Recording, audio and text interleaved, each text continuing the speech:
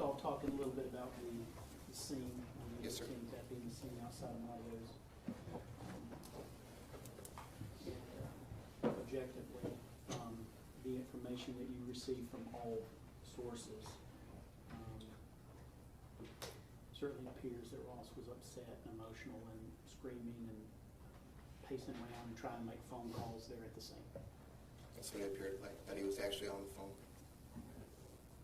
And you would agree that there was also something very significant that occurred to Ross right there on the scene while he was going through this emotional outburst. I'm sorry. Something very significant happened to Ross during the very time he was going through this emotional outburst on the scene. And what are you talking about, sir? Can you think of anything that happened to him significant? Are you talking before the police or after the police interaction? I'm talking about the fact that Ross was handcuffed and detained and placed in the back of a police cruiser right at the time we were having this outburst that we all hear on the video. Yes. And you certainly would agree that getting handcuffed and placed in a police cruiser can create an attitude adjustment. Yes. It can be a very sobering thing. It can be. And here, apparently from what we've heard and in your investigation, Ross was so out of control at the scene that he had to be detained. Yes. Okay. He actually had to be removed from the scene. He had to be taken from where he was there near his car and driven, handcuffed, some 100 feet away. Correct. But you would agree that once they handcuffed him and he was placed in a car and driven from the scene a little bit, we go from this emotional state to a very sobered state.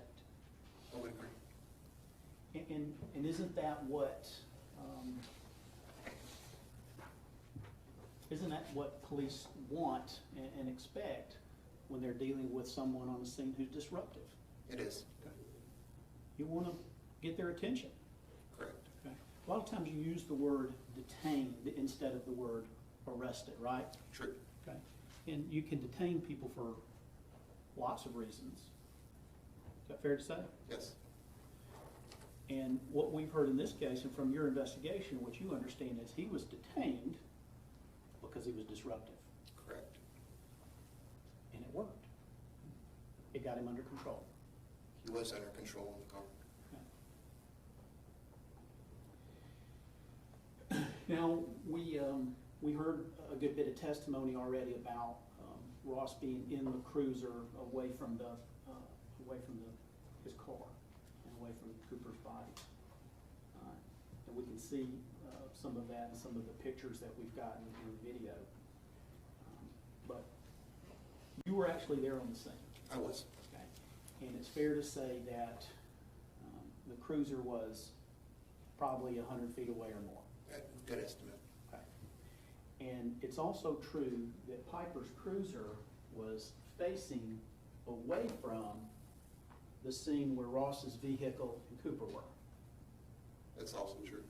I can't, I'm sorry, I couldn't see. I get that a lot. And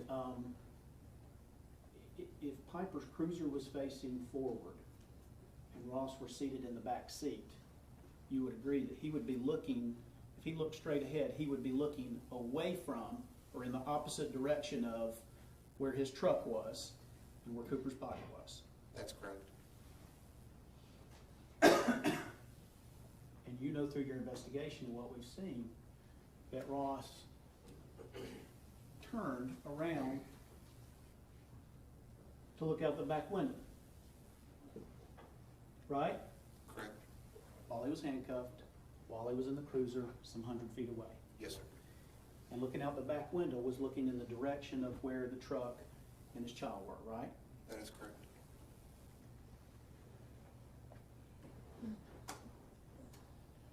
And you don't see anything suspicious about that, do you?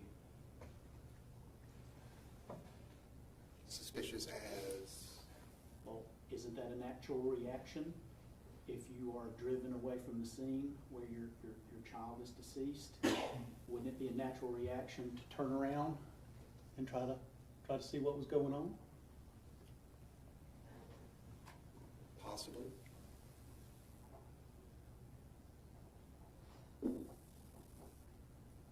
Or wouldn't it have been more remarkable if he just sat straight forward and never turned around?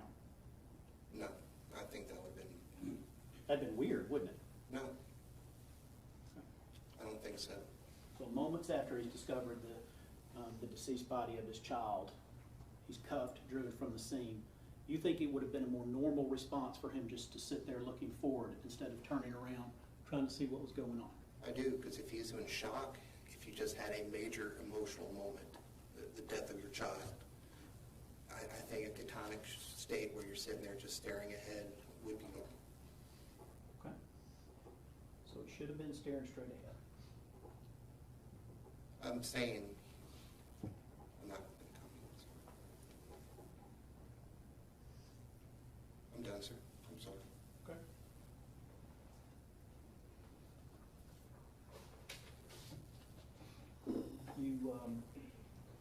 You identified an exhibit this morning, 631, and just, there's a lot of this, so just to refresh your recollection, what you're talking about. Yes, sir. Right, you know what that is? Yep, it is Whisper. If you would just remind the jury, is this the whisper that he posted, or is this one that he responded to? This is the one he responded to. Yes, sir. And you agree, we went over it kind of fast in your direct, and you agree the whisper, which was posted, said, having an extremely boring and slow day, can anyone help the time go by faster? Right? Yes, sir. 20-year-old female. Or 20. 20th. 20. And during the exchange, you would agree that at 11:17 in the morning, let me make sure I've got my time right. I'm talking about the very bottom right there. Talking about he's awesome? Uh-huh. Yep.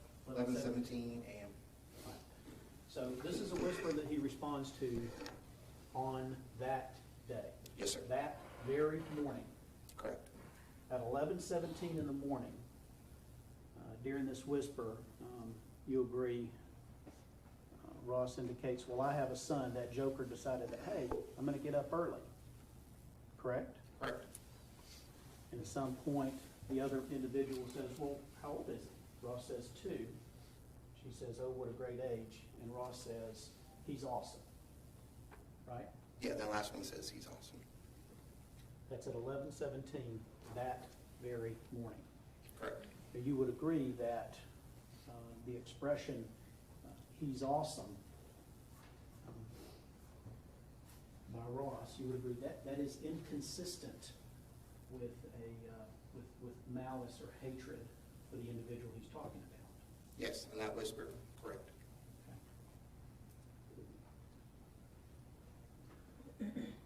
Kind of seems like he's just absolutely clueless that Cooper's out there in the car, doesn't it?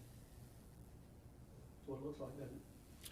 Or it could be a reminder that Cooper's out there in the car as he's talking about his son. It could go either way, sir. Could go either way.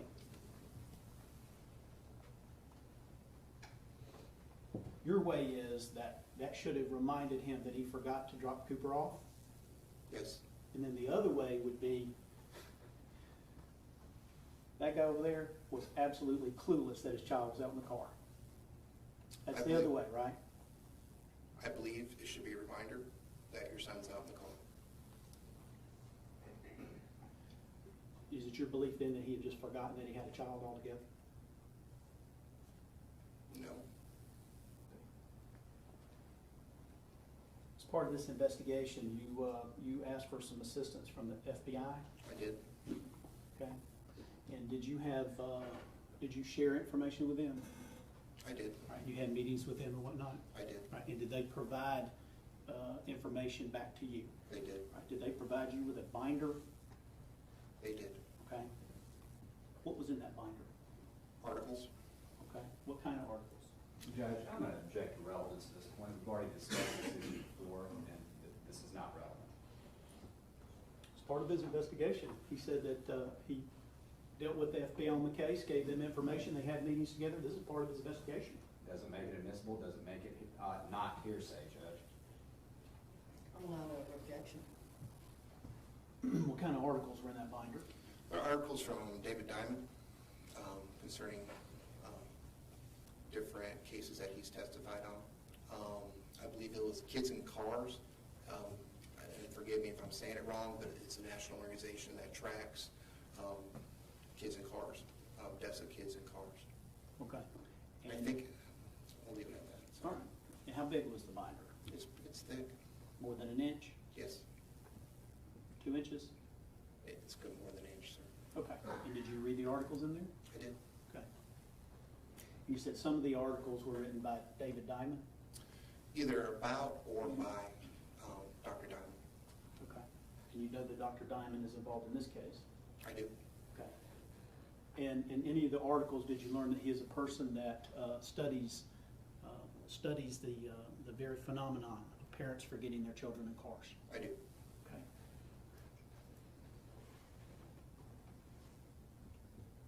What point in time did you get that binder? It would have been after November 2015.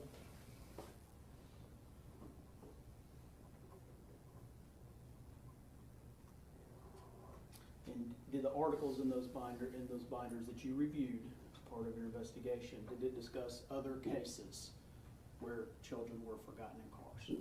Yes.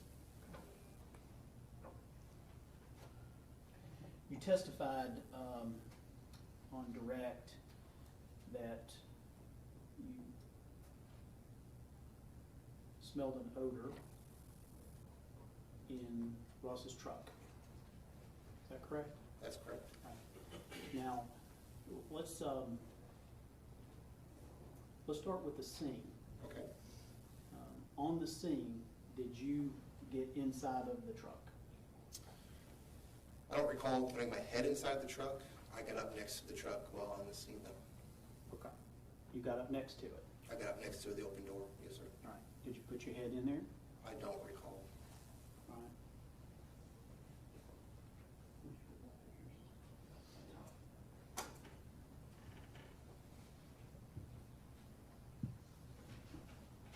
I'm going to show you what's been marked as State's Exhibits 45 and 46. You agree that little Cooper was only about 36 inches away from the door frame? Yes, sir. Where were you standing? I don't recall exactly where I was standing, but I had come up around Cooper to kind of peer in the car to see the configuration of the car and where everything was inside the car. And you would agree that we're talking about a very small space, a very small area between the open door and where Cooper's covered up. Agreed. And you didn't smell anything on the scene? No, sir.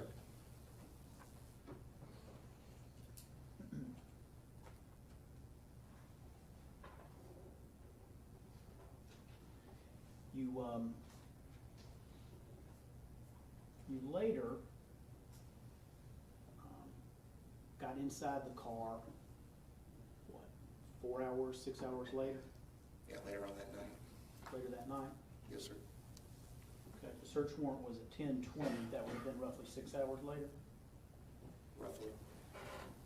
And at that point in time, when you saw it, when you got in the car was in the evidence shed? It was. And you're aware that the car had been out there on the scene for more than an hour Yes, sir. with the door open Correct. and the air conditioner running, Correct. and you didn't smell anything then? You didn't smell anything then? You're saying then on the scene? Mm-hmm. No, I didn't smell anything on the scene. So then you come back to the shed, and you originally testified back in 2014, there was a foul odor it smelled like decomposition or death. All right? And you were talking about the car when it was in the shed, right? That's correct. But yesterday when you testified, you sort of, you kind of backed off that a little bit.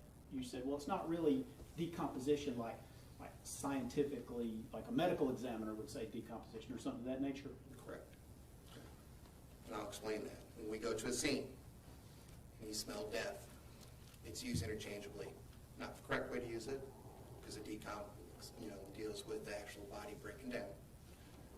But I would use it, say, I smell decomp or I smell death.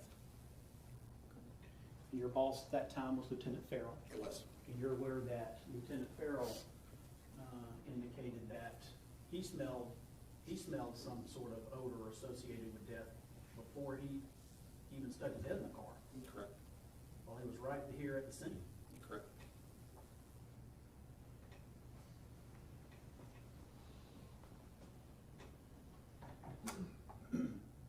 And are you aware that Lieutenant Farrell smelled gases coming off the body?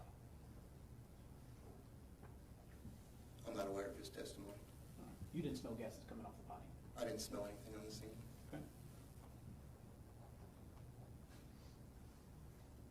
All right. And during your investigation, you learned that there were lots of responders right there in the same position that Lieutenant Farrell was, correct? Correct. Well, we know that there was, and we have a crime scene log if you need to refer to it, but just a couple of people that I want to go over. We know that there was a crime scene investigator, Shumpert. True. And you know through the reports and through your investigation that Shumpert was the one who was hands-on assisting the medical examiner right down here at the body. Correct. For an extended period of time. Correct. Okay? And you're aware that he just smelled a diaper. You're aware he just smelled a diaper. Dirty diaper. Okay. And as the CSI guy, that's kind of what he does. He responds to scenes and collects evidence and assists the medical examiner or whatever's needed to be done. He does. And you're aware also from your investigation and from the reports that Shumpert actually leaned into the car to take some photographs right there on the scene. Objection, Judge, that's mischaracterizing the evidence, what he testified to, and it's hearsay. As far as leaning in the car, I believe that's not what was testified to. A, and B, it's hearsay commenting about what somebody else has testified to and their previous statement. It's not hearsay. It's already in evidence. He's the lead investigator, and he either knows it or he doesn't know it. I sustain the objection. Are you aware that he took photographs? I'm aware he took photographs. Aware that he took photographs of the interior of the vehicle? Yes. And you agree that CSI Shumpert, he didn't report smelling any odor of decomposition or death or anything of that nature, did he? I do not remember talking to him about that. But you're the lead investigator, Yes. and you just don't remember talking to him about it? Not about the smell. Okay. Have you had a chance to review the crime scene log? I have. All right. So you know there were numerous other people on the scene, Fireman Michael Beekman. I'd have to see the log, sir, Okay. for specific names.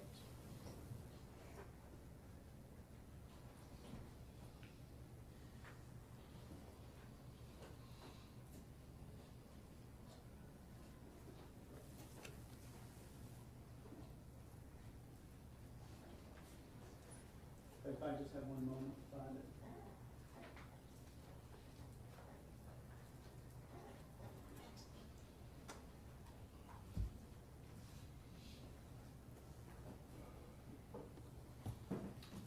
The state has it in evidence. I'd like to get the original crime scene log if I could, please. Should have come earlier today, Judge. It's upstairs, I'll have to go upstairs and get it. We should have a copy of this guy. Is that provided, Mr. Cooper?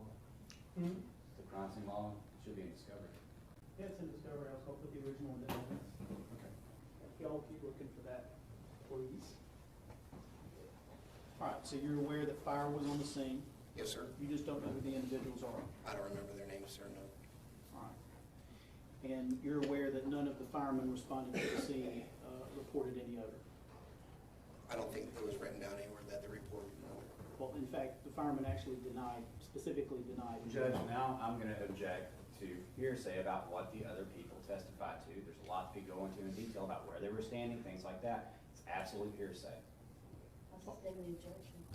All right, you're aware there were two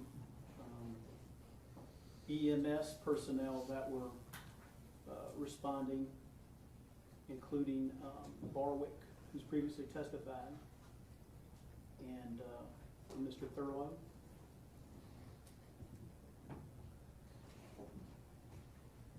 Once again, I know EMS responded to the scene. I don't have their names in front of me. All right. And are you aware either of them reported smelling any odor? I've not seen a report of odor on any of their reports. Okay. You had two officers on the scene who were giving life-saving measures, Gallimore and Folia. And they would have been right in this area if they were over Cooper's body, right? Correct. And you've spoken with them. I have. You've seen their reports. I have. You certainly agree there was no. Objection, hearsay. Again, asking what another witness told them or what was in their reports. Again, these witnesses are here subject to cross-examination. Judge, these people have already testified, and he's the lead investigator. This is all part of his investigation. Information that he has received during his investigation. This is all perfectly legitimate cross-examination. Judge, there's no lead detective exception to hearsay. Sustain.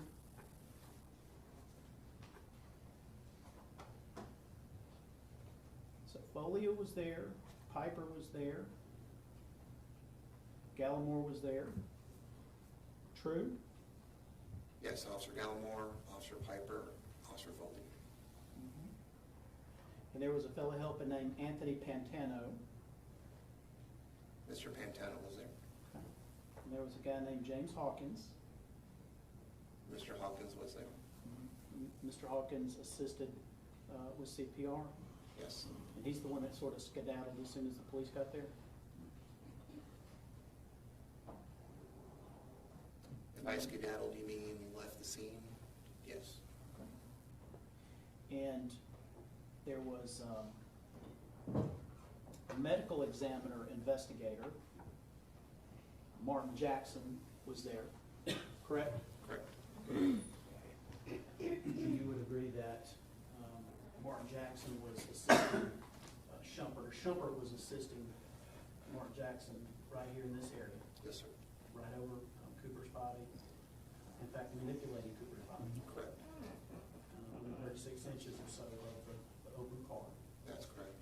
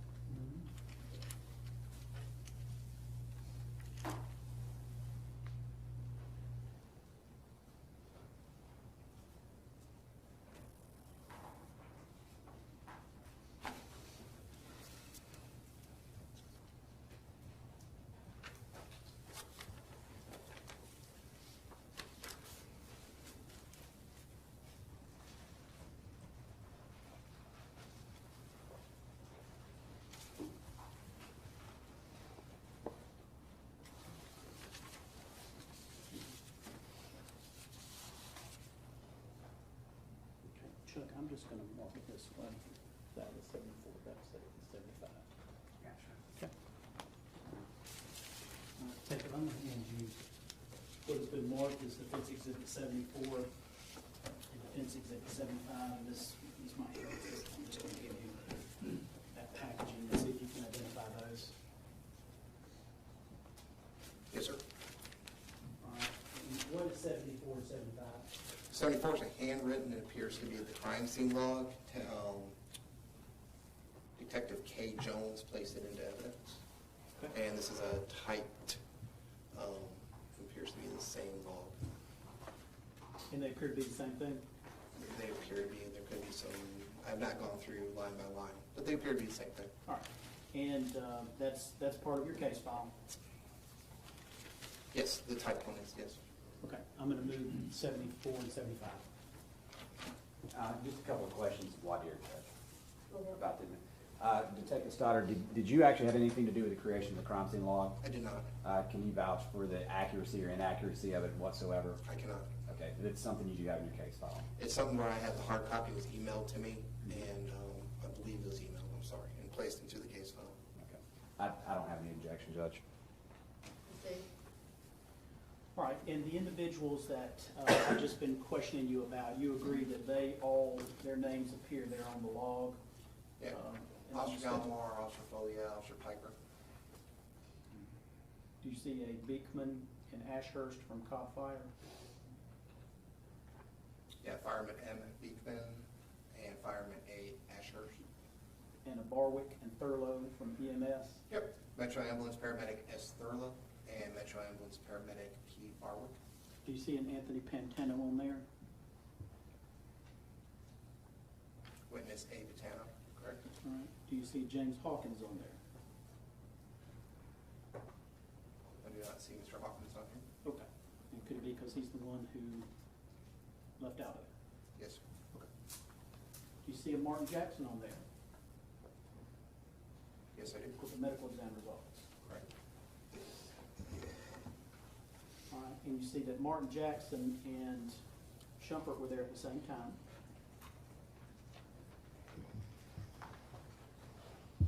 They arrived at the same time or on the scene at the same time? Mm-hmm. Which one? And they left, well, they overlapped and they left about the same time as well. Yeah, it's like 10 minutes difference. Okay. Yeah, Shumpert, Detective B. Shumpert got there 17:21 hours, and Martin Jackson got there 17:50 hours. All right. Now, during your investigation, you made inquiry, you tried to learn if anybody else had smelled an odor like you did, which you testified previously, it was decomposition and death. Correct. And during your investigation, did you learn that anybody else had reported such an odor? Yes. Who was that? CST Grimstead, Anybody else? Lieutenant Farrell, Okay. And you? Captain Farrell. All right. So it was you and your boss at the time and CSI Grimstead. And I believe Martin Jackson said something about an odor also. What did he say? I don't have his testimony in front of me, sir. I believe he said something about an odor.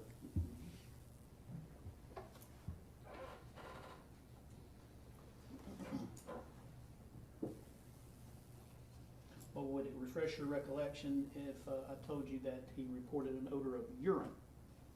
Okay. Does that refresh your recollection? I don't remember the whole testimony, but I believe that was part of it. And Martin Jackson, you know him, don't you? I did. Okay. Martin Jackson has got sort of a lengthy career in the death and crime scene business, right? He does. I mean, he grew up working in funeral home. Correct. He's had a lot of training. Correct. And what he does for the medical examiner is he's the on-scene guy. He responds where there has been a death. Correct.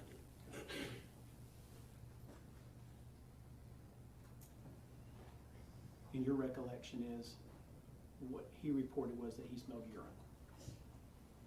One part of it, yes. What was the other part? Well, I don't know.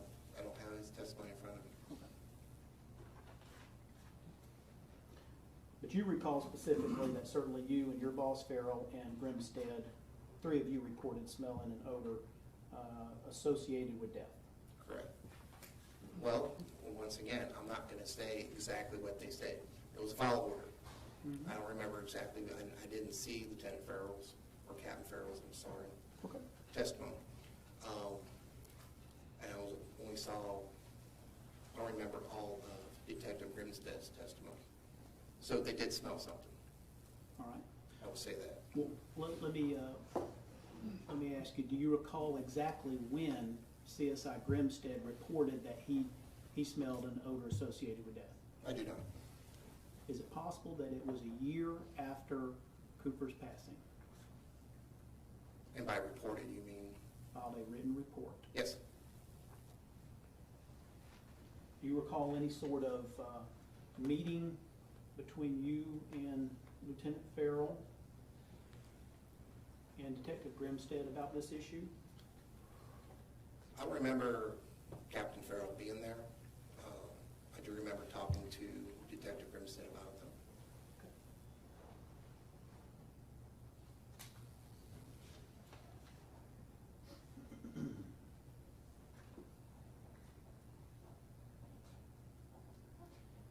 All right.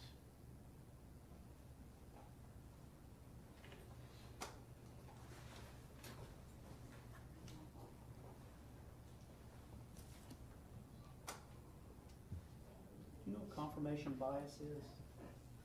Do not. You've never been trained in confirmation bias? Objection, asked and answered. He asked if he knew what it was, he said no. Give us some idea. I'm sorry, Judge, I didn't hear you. There was a I rattle. said, I'll give you some latitude for that. If you've not been trained in it, then I can't ask you about it. You don't know what it is? No. Okay.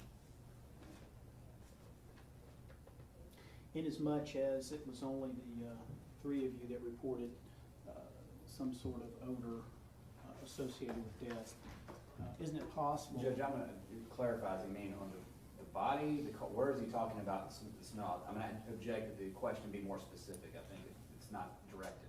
He has some on cross.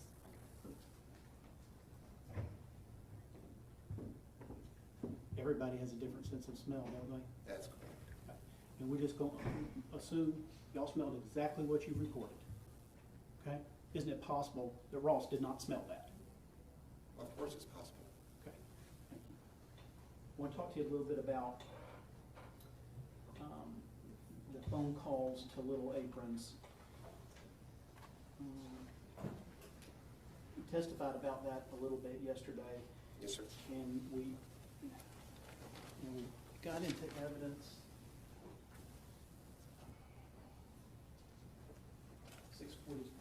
647. Look at that. Does that, you remember what 647 was? That appears to be the call log extraction from the iPhone.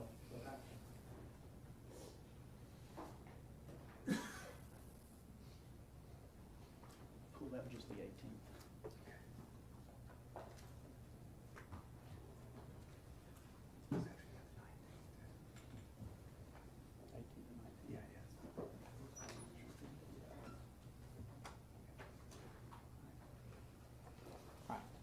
I'm going to hand you what's been marked as Defendant's Exhibit 72, and see if you could match that up, and just for purposes of making your testimony a little bit easier, see if you can identify that.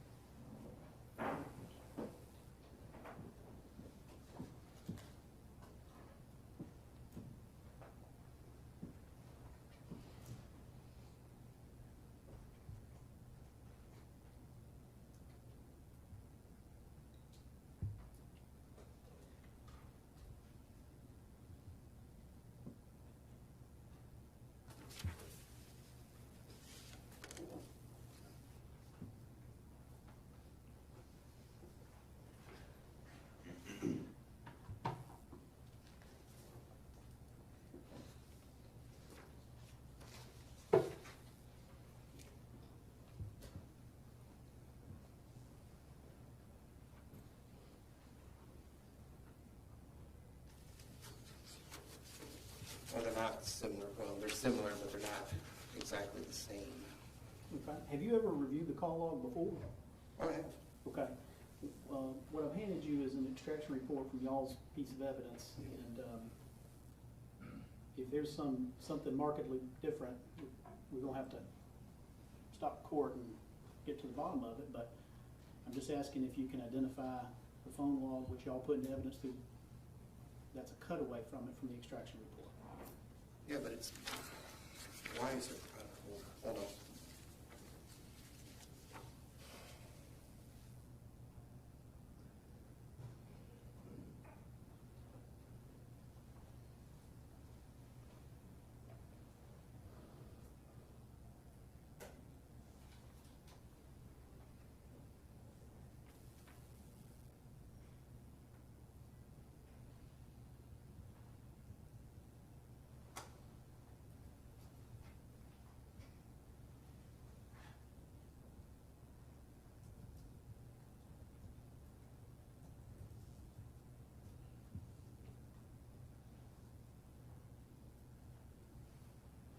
Yeah, I don't know why it's not numbered in the correct way, but they're not numbered the same. What I've handed you, Detective, does that appear to be the call log from Ross's phone on the 18th of June, 2014? Stand by.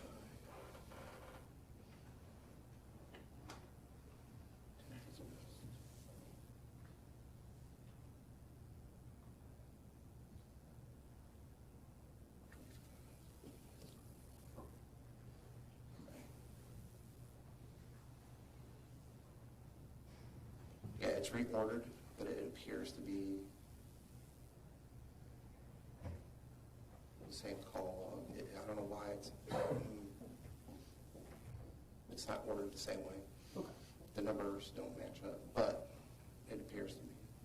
All right, I'll move 427. No objection. Admitted. All right, look, if you would please, to the call at 4:25 and 20 seconds. Okay. Now this is, what I'm drawing your attention to is a phone call made from Ross's phone at 4:25 and 20 seconds on June the 18th. Do you see that? I see it. Did it show where that call was made to? It shows who that looks like the main Home Depot corporate. Okay.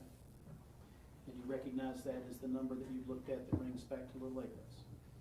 This is the main number that brings to the Home Depot, and it goes through a switchboard, and then you have to add the numbers to it. It does not show up on your log. It has to go to a switchboard? It goes into the main, and then you type in more numbers to get to toddler room 5.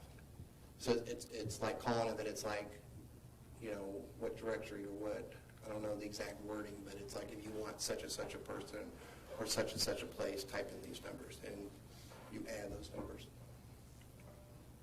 And in fact, that's consistent with the photograph that was put into evidence earlier of Ross's phone. It actually says Home Depot, correct? The number he called? I don't recall. But this number, the 8211, is the Home Depot number. What happens if you don't punch in those additional numbers? I don't know. I think you just kind of sit there. Kind of sit there.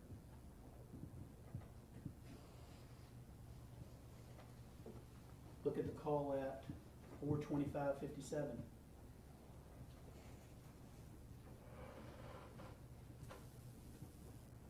See that? I do. And where was that call to? That call at 42557 was also to the Home Depot. Switchboard number? It is. And you would agree that that's essentially the same thing. If you don't punch in those additional numbers, the phone call just kind of sits there. Correct.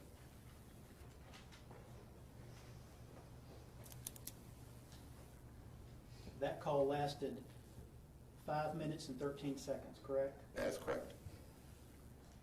Now, if we do the math, Mhm. and if the call originated at 4:25:57, Mhm. and that call lasted 5 minutes and 13 seconds, Mhm. And that call lasted until 4:31:10.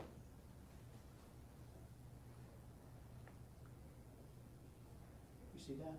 I do Have I done the math correctly, Detective? believe so. Set that aside for a second. You interviewed Michelle Gray twice about these phone calls, correct? That's correct. And as we've heard, you actually met with her downtown in a lawyer's office. We did. And in fairness, confronted her rather directly about whether or not she was on the phone with Ross. She was. In fact, this is a matter that you testified to previously before magistrates Yes. in seeking warrants. And you warned her that it could be a crime if she was making a false statement. I did. Okay. And she hasn't been charged with anything, has she? She has not.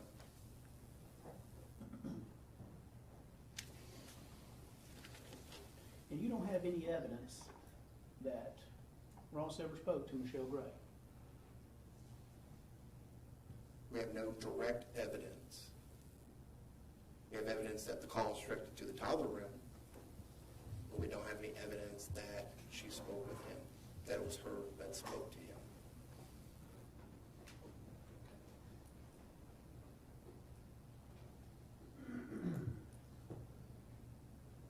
States Exhibit 237 includes a CAD report in this case.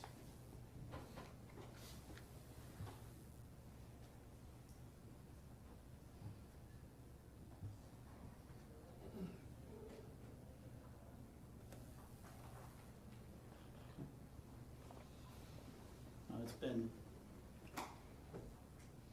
stamped by Kathy Gordon at Cobb Communicate. You know who Kathy Gordon is? Yes, we do. So I've marked it Defendant's Exhibit 73. Okay. And see if that looks like the CAD report, which is already in evidence with the state's exhibit. It does appear so. Move 73. I don't know if that exact document's in, Judge, but we don't have any objection.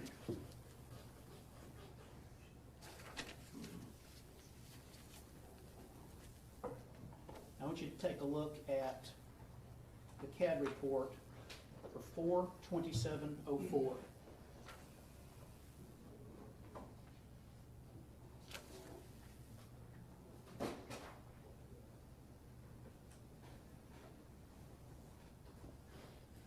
Okay.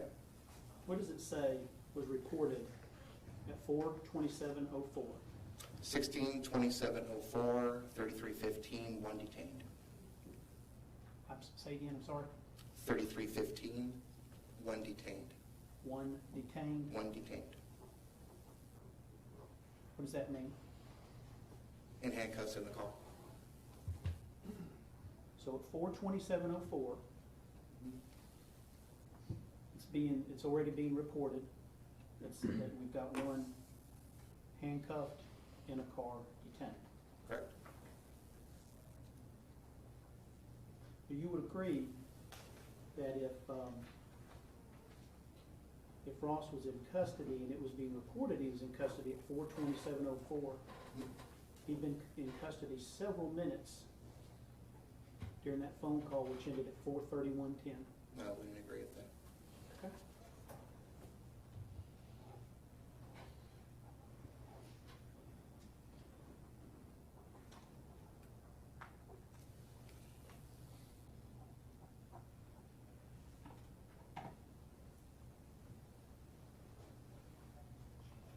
When someone is arrested and detained, that action is ultimately reported back, and that's what we see on the CAD, right? That's correct. Okay. And it doesn't happen simultaneously, does it? Sometimes. Okay. And sometimes what happens is the officer deals with the event, whatever it is they're doing, handcuffing someone, responding in whatever way. Once they get somebody in the car, get a break in the action, they immediately report in, or as soon as possible they report in. Which is also true. Here, Cobb County 911 CAD shows reporting in at 4/27/04. He was already in custody, detained, handcuffed in the back of the car. Correct.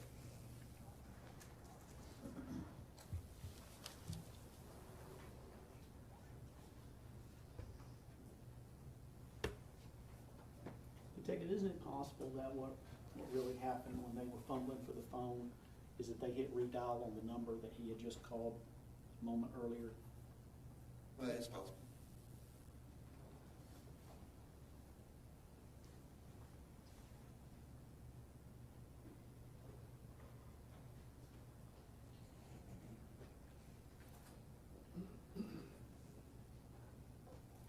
You learned during your investigation in speaking with Ross that he was trying to reach Little Aprons at some point during that chaos on the scene. Yes. And what he explained to you was, and what you learned was, he knew that she was going to be there, and he sort of wanted to head it off. Is that fair to say? Yes. And in fact, when we look at his phone log, he got the calls flipped. He actually dialed Leanna, or at some point in time, Leanna was called previously to calling Little Aprons. Yes. And when he told you that, he had it flipped. He said he called Little Aprons first and then called Leanna. That's correct. Looking at the log, we know he got that wrong, right? Yes. But we know he was right, and he was telling you the truth when he said he was trying to reach Little Aprons. Correct. We got a 26-second call, and then we got a call that lasted for minutes, apparently with nobody, not talking to anybody. Fair to say? It's fair to say I don't know who answered the phone, or, yeah, it's fair to say. And certainly, that scenario would be consistent with someone who was in absolute panic at the time trying to reach reach Little Aprons to head her off. That is a possibility. Okay.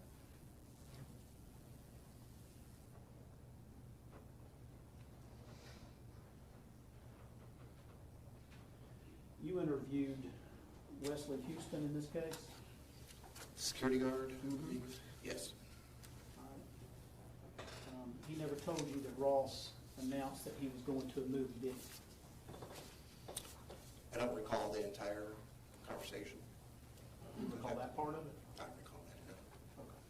He never told you that he was going to meet Winston Mullins, did he? I don't recall that part. He never told you Ross was making a public service announcement while he was leaving the building, did he? I don't recall those terms being used, sir. Okay. Did you see Wesley Houston when he was going to testify? Most of it. Okay. Well, I'm not gonna say that. It's all part of it. I'll say part, I believe that's. Okay.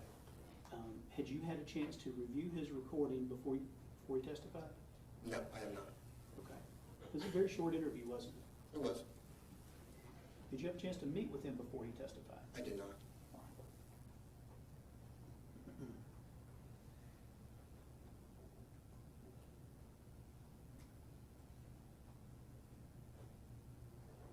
When you interviewed him, that was about a month after Cooper's death, roughly? I'd have to look at my. Well, if I told you it was July the 16th, does that sound about right? It could be, yes. Okay. But what he did tell you was that when Leanna came in, she told him her husband's name was Ross Harris. Isn't that true? Once again, sir, I'd have to look at my report. Do you recall that what Mr. Houston told you was that Leanna was the one that gave him the information that Ross was supposed to be going to a movie with a guy named Winston Mullins? Once again, sir, if I could review it, or supplement, Okay. I'd be able to answer that.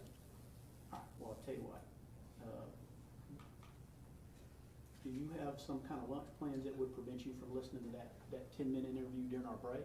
No. All right. If you don't mind, if you would do that for me, I would appreciate it, and I'll come back to that, okay? We can do that. All right, thank you.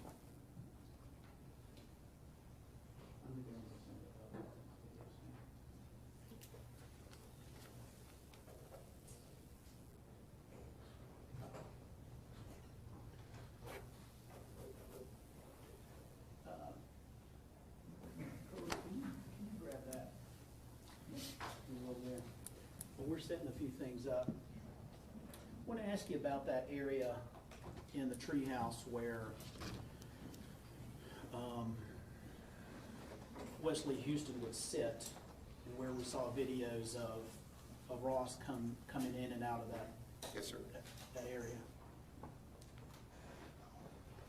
There are monitors and screens right there in that little security area, aren't there? There are. And those monitors and screens, anybody that's walking through that area, certainly if you worked there and walked back and forth there every day, you would be able to see those, and you could tell that those screens are there. Correct. And those screens show the parking lot, don't they? I believe so. Some of them show the parking lot, some of them show the interior of the building. I believe so. Okay. So anybody that works there, that comes back and forth across there every day, they will be able to see that parking lot is being surveilled. Very possible. All right. Bottom line is, you certainly would agree, Ross Harris has every reason in the world to know and understand that parking lot is being monitored and surveilled by cameras. Correct. All right. I'll ask you to just step down here just for a sec. I promise to not keep you on your feet too long.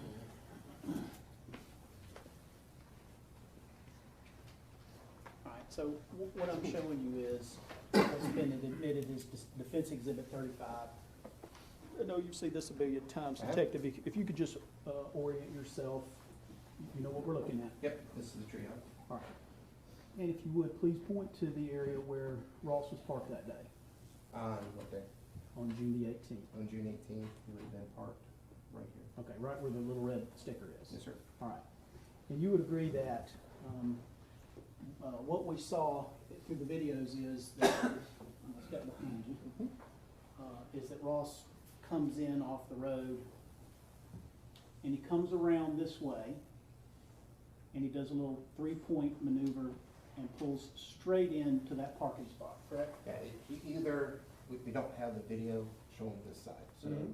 I mean, he could have come this way, but you're correct, in that he comes around, he does a little maneuver to park right here. Okay. And you recall that on that day, these parking spaces were pretty much full up, weren't they? Correct. Right. Now, did you happen to notice parking spaces on the perimeter? Once again, we don't have video showing Mhm. right here. There's possibility that there's some, but once again, video, there's no video of that section that I've seen. Right. But there is very clear video of the wood line right here, isn't there? There is. And you agree that what we see is that there are at least 2 parking spaces available on this wood line, directly in back of where Ross parked. Correct. And you would agree that if Ross were inclined to put his car somewhere where nobody was gonna walk behind it, and nobody was gonna be able to look into the back window straight on to a rear-facing car seat, you would agree that Ross could have very easily just backed in to one of the wood line spots. Yeah, 'cause when Ross pulls up, or the defendant, I'm sorry, pulls up, he does back up, he backs up in between 2 cars. So he does come back, and he could have kept going and backed up against the wood line, but he chose to drive forward. You agree with what I'm saying, though? If he were inclined to put his car in a place where nobody could walk behind it, Mhm. to where they could look into the back window, straight onto that that rear-facing car seat, Yes, sir. he had the opportunity to do that and park in one of these spaces. He certainly did. Okay. And he didn't do that, did he? Nope. He pulled forward, after backing up, he pulled forward right into that space. Thank you. Yes, sir.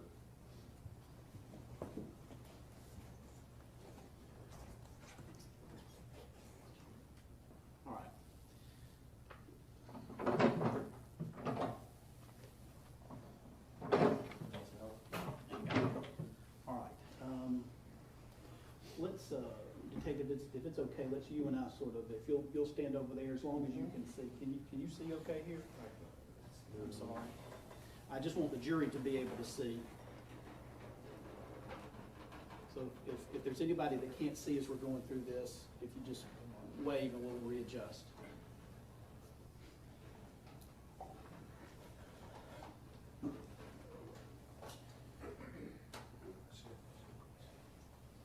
Second? Yeah. Can everybody see more or less from here?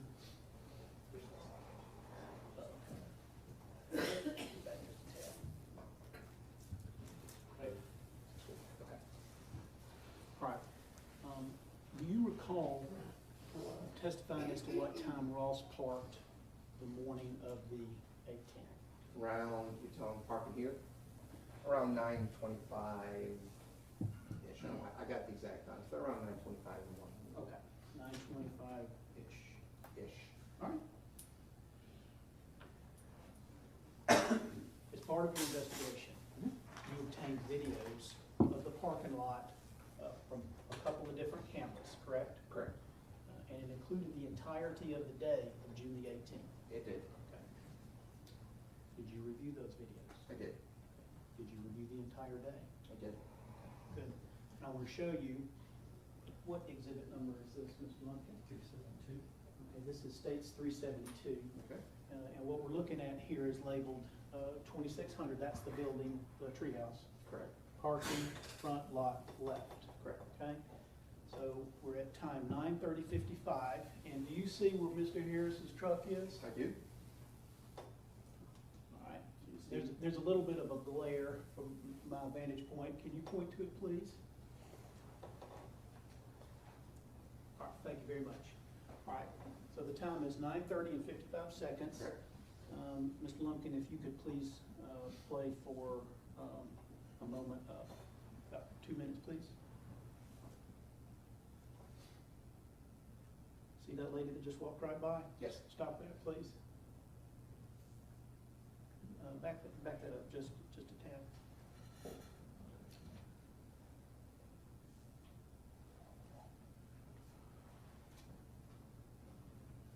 All right, play that again. See the lady walking there? Yes, sir. Keep playing it. All right, stop. Stop it. All right. You see this lady right here? You're talking, oh, one right here? Uh-huh. Yep. All right. And you agree what we saw is she came from the back side of Ross's truck and walked right by his driver's side door. That's correct. Okay. And that's at 9:31:04.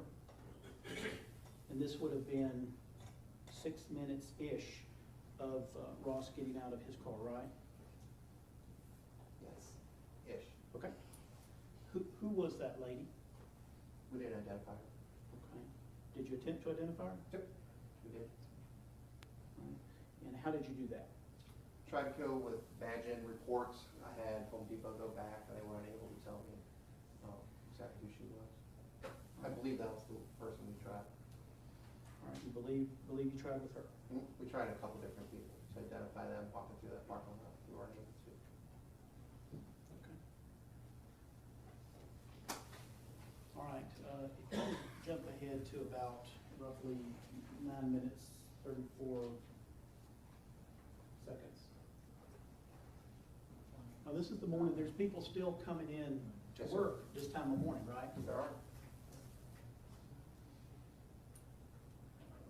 Roughly at 9:34.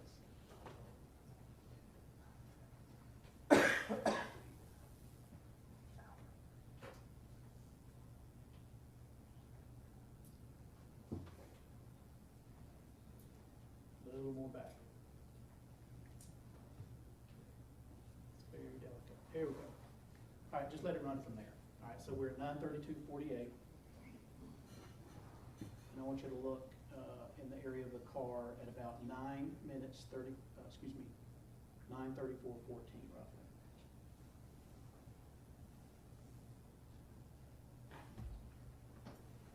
And we can see from this, the area of the lot that Ross parked in was shaded? It appears to be shaded this one. In fact, there's a tree. Oh, there's a tree, but also there'll be a little bit of sunshine on it. Okay. But yeah, And here, and we can also see these spaces in the back of the lot where he could have parked right back of the wood line, yeah, correct? because when he backed up, I mean, he went past space, he backs up, and he backs up between two cars, so there was a space for that.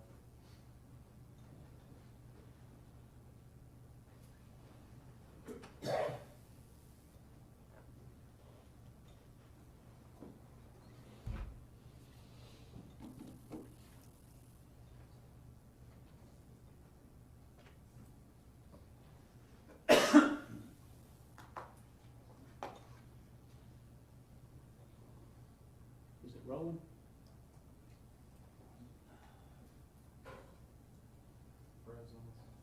Okay. We need to break some, Mr. President. Is this good time? Yeah, it's fine. I mean, we're gonna go through part of this, this video, Judge, and we'll refresh it, so, now it's fine. All right.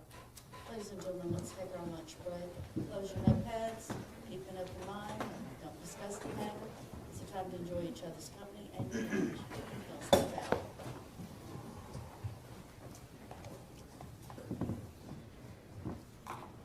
Please watch your step going down.